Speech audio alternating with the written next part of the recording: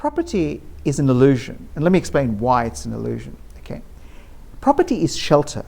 It's a consumption good. It is not an investment good.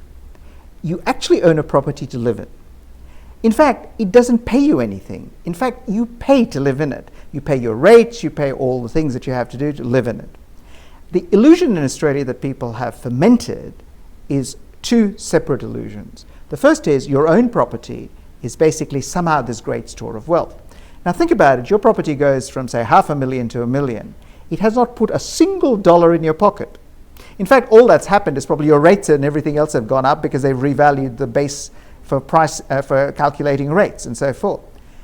You're assuming that you're going to be able to sell that property for $1 million, realize the gain, and then you're somehow going to have the cash in your pocket. Now think about the illusion there. One, if you buy a property, well, you're going to pay the higher price anyway, and after transaction costs, exactly how are you going to be ahead?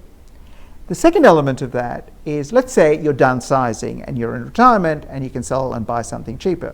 The problem is, if you look at the demographics and the cohorts, everybody else is going to be doing it about the same time. So there's no absolute guarantee that you can realize your so-called paper gain. But the other element is, you're assuming that somebody else is going to come along and pay the $1 million, and more importantly, that they're going to be able to borrow. They're going to have the income, the ability to borrow that amount to actually pay you that.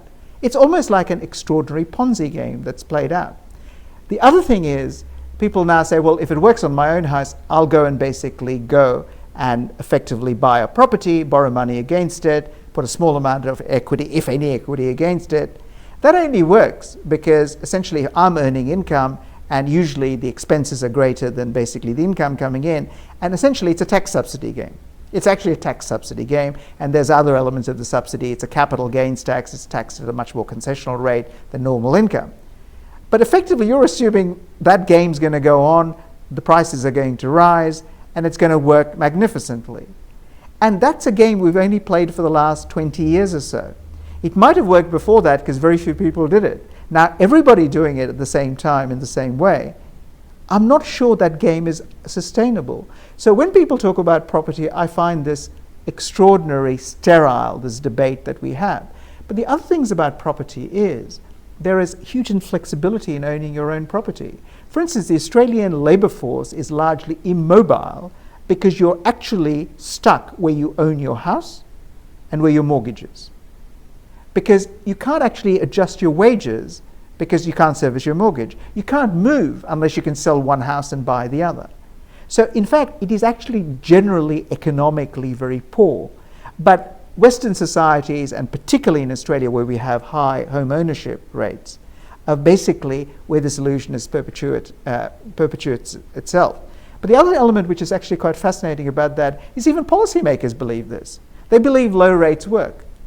But the fact of the matter is, in Australia, if you have low rates, it benefits 1/3 of the people who own houses, because they're the only ones who basically don't have a mortgage. Sorry, I beg your pardon, who have a mortgage. If you don't have a mortgage, it doesn't really benefit you. And if you don't own a house, it doesn't really benefit you. In fact, all it does is push up the price and make it more difficult for you to buy a house.